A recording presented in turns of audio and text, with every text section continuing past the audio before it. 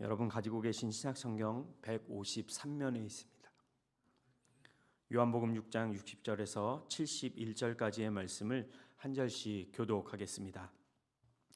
제자 중 여럿이 듣고 말하되 이 말씀은 어렵도다 누가 들을 수 있느냐 한데 예수께서 스스로 제자들이 이 말씀에 대하여 수군거리는 줄 아시고 이르시되 이 말이 너희에게 걸림이 되느냐 그러면 너희는 인자가 이전에 있던 곳으로 올라가는 것을 본다면 어떻게 하겠느냐 살리는 것은 영이니 육은 무익하니라 내가 너희에게 이른 말은 영이요 생명이라 그러나 너희 중에 믿지 아니하는 자들이 있느니라 하시니 이는 예수께서 믿지 아니하는 자들이 누구며 자기를 팔 자가 누구인지 처음부터 아심이러라 또 이르시되 그러므로 전에 너희에게 말하기를 내 아버지께서 오게 하여 주지 아니하시면 누구든지 내게 올 수 없다 하였노라 하시니라 그때부터 그의 제자 중에서 많은 사람이 떠나가고 다시 그와 함께 다니지 아니하더라 예수께서 12 제자에게 이르시되 너희도 가려느냐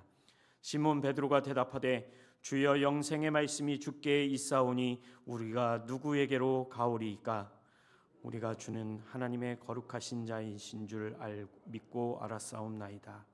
예수께서 대답하시되 내가 너희 12를 택하지 아니하였느냐 그러나 너희 중에 한 사람은 마귀니라 하시니 이 말씀은 가롯 시몬의 아들 유다를 가리키심이라 그는 12 중에 하나로 예수를 팔 자러라. 아멘. 2월 20일 금요일 새벽 기도에 나오신 여러분을 주님의 이름으로 환영하고 축복합니다. 오늘은 우리에게 주신 요한복음 6장의 말씀을 통해서 그래도 나는 주님 곁에 있겠습니다 라는 제아의 말씀으로 함께 은혜를 받겠습니다.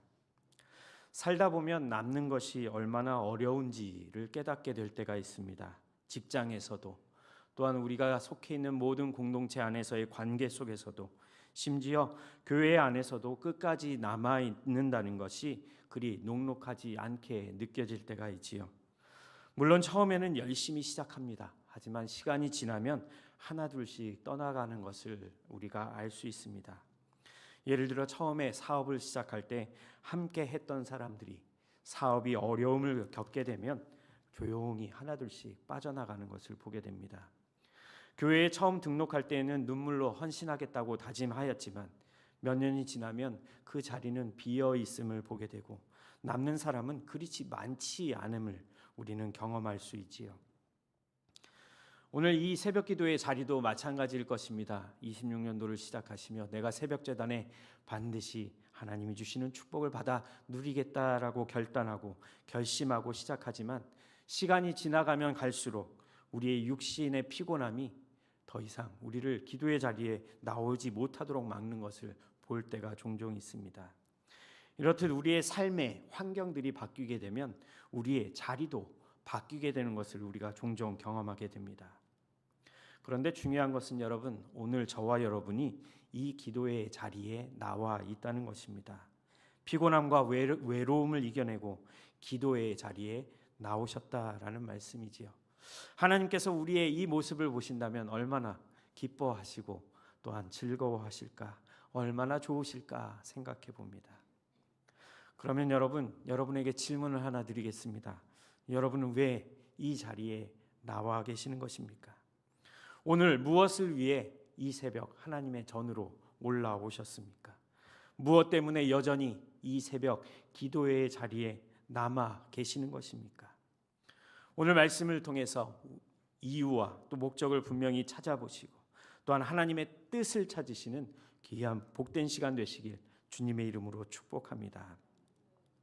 오늘 본문의 말씀은 떠나는 사람들과 남은 사람들의 이야기로 기록이 되어 있는 말씀이지요.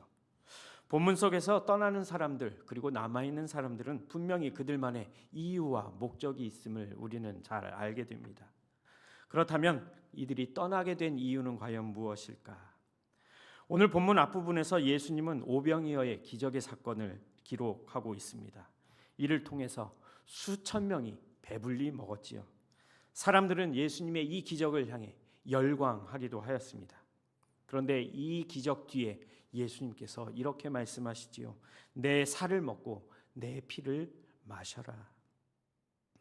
오병이어의 기적의 순간 다음에 주님께서는 내 살과 내 피를 먹고 마시라고 말씀하십니다. 생명의 떡에 관한 말씀을 들었던 사람들의 반응이 오늘 본문 우리가 읽었던 말씀 초입 시작하는 부분에 나타나 있는 것입니다.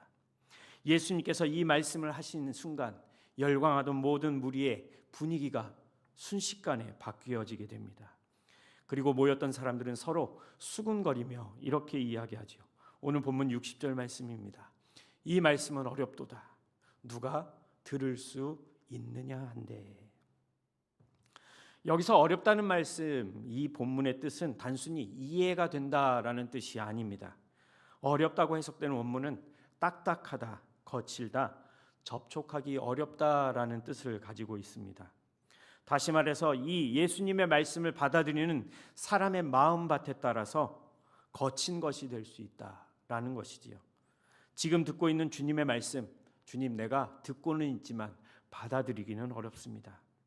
또한 주님의 말씀에 의하면 내 삶을 바꿔야 하기 때문에 주님 저는 부담스럽습니다라고 느끼고 있다는 것입니다. 그러면 그들은 무엇을 받아들이기에 거북하고 부담스러워 하였던 것일까? 바로 이 자리에 함께하고 있는 오늘 본문에서 제자들이라고 말하고 있지만 여기에 예수님의 12제자가 포함되어 있는지는 분명하지는 않습니다. 그런데 제자들 가운데 대다수가 예수께서 하나님으로부터 오신 메시아, 그 오신 메시아께서 놀라운 기적을 행하신 이후에 자신의 살을 먹고 피를 마시지 않고서는 영생을 얻을 수 없다라는 말씀에 적잖이 당황하였을 것입니다. 그리고 하나님을 향한 신성 모독이라고 여기는 사람들도 있었던 것이었습니다. 그래서 예수님의 이 말씀에 대해 더욱 받아들이기 힘들었던 것이고 예수님의 말씀에 대해 거부감과 부담감을 가지게 될 수밖에 없었던 것이지요. 이 거부감과 부담감을 가진 제자들이 어떤 반응으로 나타냅니까? 오늘 본문 말씀에서는 떠났다라고 말하고 있습니다. 신앙과 믿음의 진짜 시험은 기적이 올 때, 기적이 끊어졌을 때가 아니라 바로 더 이상 하나님의 말씀의 능력이 우리의 삶 가운데 드러나지 않을 때 오는 것이 아니라 말씀으로 내가 내 삶을 변화시키겠다라고 결단할 때 시험은 찾아오는 것입니다. 말씀의 은혜는 좋지요. 말씀에서 외치는 축복은 좋습니다. 말씀을 따라 기도하고 기도 응답을 받는 것도 매우 기쁩니다. 그런데 우리는 용서하라라는 주님의 말씀, 내려놓으라는 주님의 말씀, 헌신하라는 말씀은 우리의 자아를 더욱 불편하게 만들 때가 있습니다. 그래서 더욱 어렵게 느껴지는 것이고 오늘 본문에서 어렵기에 부담스럽기에 제자들의 반응은 이렇게 기록하고 있습니다. 여럿이 듣고 이 말씀은 어렵도다. 누가 들을 수 있느냐.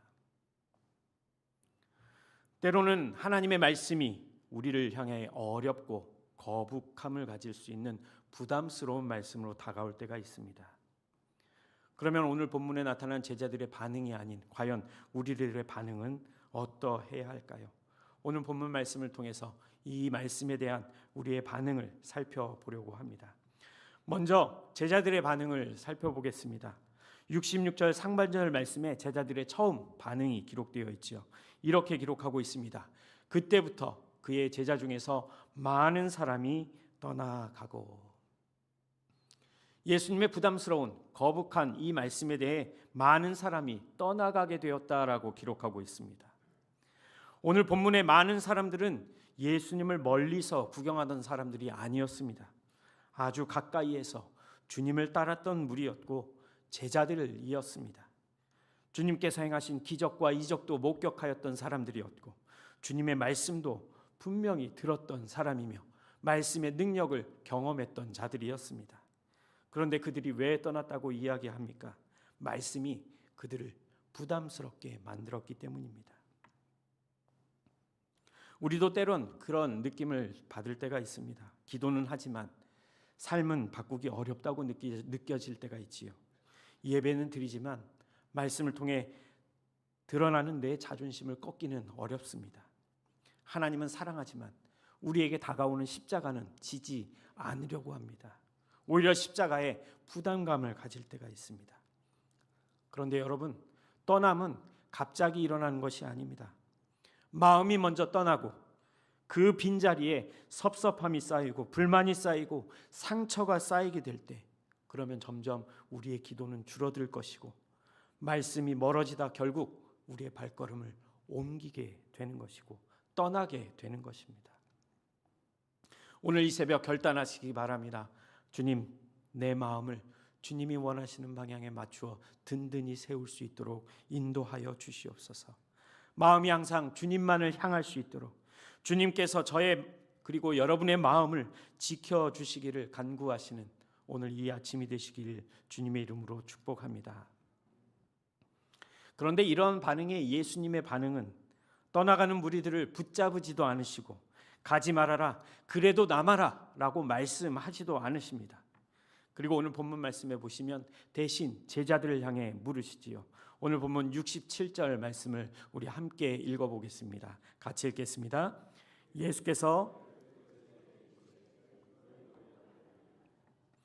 예수님께서 12제자에게 이르시되 너희도 가려느냐, 너희도 가려느냐. 이 예수님의 질문은 제자를 사랑하시는 주님께서 하시는 사랑의 질문이었습니다. 앞에서 무리들은 예수님을 더 이상 따르기 위해 남아있지 않는 상태였습니다. 감당하기 부담스럽고 듣기에 거북한 말씀에 대해 떠남으로 반응하였던 무리들, 예수님의 명성을 따라 사람들은 예수를 따랐으나 지금은 예수를 떠난 이들을 염두에 두시고 제자들을 향해 묻고 계시는 것입니다. 너희도 가려느냐? 오늘 이 새벽 주님께서 저와 여러분에게도 동일한 질문을 하고 계십니다. 응답이 늦어져도 너희는 과연 지금 그 자리에 남아 있겠느냐? 관계 때문에 상처를 받아도 지금 그 자리에 남겠느냐? 이해가 되지 않는 상황이 벌어진다 하더라도 믿음의 자리, 신앙의 자리에 여전히 남아 있겠느냐? 우리의 신앙은, 우리의 믿음은 바로 이 질문 앞에서부터 시작되어야 합니다. 남을 것인가? 아니면 떠날 것인가?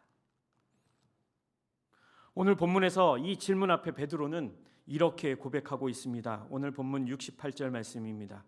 시몬 베드로가 대답하되 주여, 영생의 말씀이 주께 있사오니 우리가 누구에게로 가오리이까? 이 고백은 대단히 솔직한 고백입니다.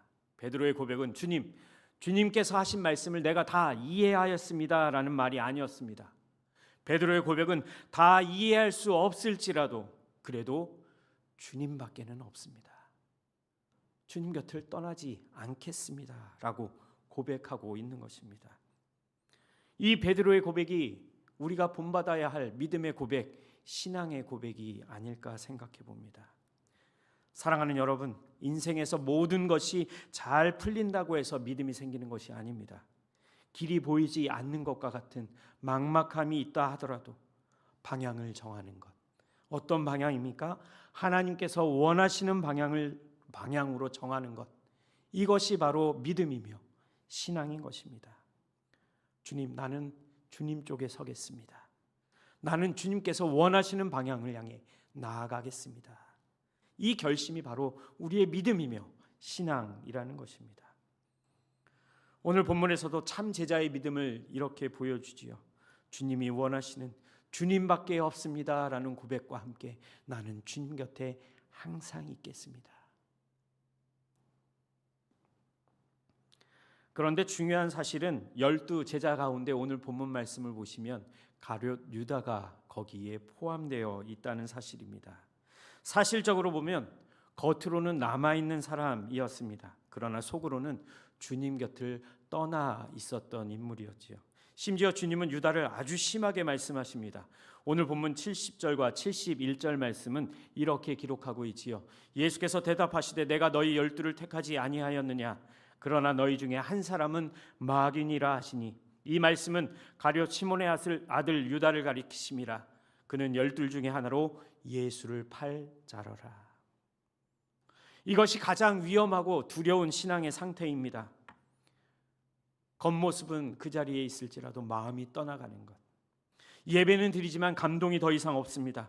찬양은 부르지만 눈물이 나지 않습니다. 기도는 하지만 기대가 없고, 몸은 예배 현장에 남아있지만 마음은 이미 떠나가 있는 신앙. 사랑하는 여러분, 우리는 오늘 말씀에서 무리들 가운데 여전히 남아있던 유다처럼 겉모습만 유지하며 이 자리에 나와 있지는 않으십니까? 심지어 하나님, 왜 나만 이렇게 힘듭니까? 기도해도 왜 달라지는 것 하나도 없습니까? 라는 마음이 가지고 계시는 분도 있으실 겁니다. 그런데 주님은 오늘 저와 여러분에게 여전히 이렇게 말씀하시지요. 그래도 나와 함께 하겠느냐. 이제 말씀을 정리합니다. 오늘 하루, 오늘이라는 시간, 가장 첫 시간에 우리가 주님께 드릴 고백은 바로 이것입니다. 주님, 이해가 되지 않아도 주님의 원하시는 자리에 남아 있겠습니다. 응답이 늦어져도 남아 있겠습니다.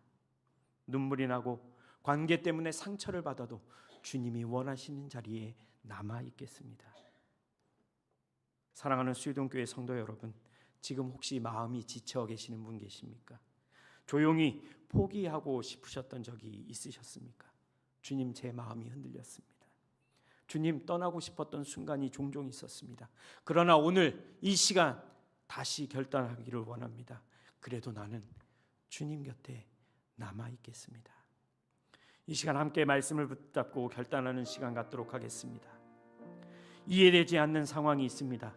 응답이 더디게 느껴지는 현실 속에 있습니다. 그래도 주님을 떠나지 않게 하시고 끝까지 주님 곁에 남는 믿음을 우리에게 허락하여 주시옵소서. 주님, 제 마음과 생각을 붙들어 주시고 영생의 말씀이 주님께 있사오니 말씀을 붙들고 살아가는 하나님의 자녀가 되게 하여 주옵소서. 우리 시간 우리에게 주신 말씀을 붙잡고 다 함께 통성으로 기도하도록 하겠습니다. 기도하겠습니다.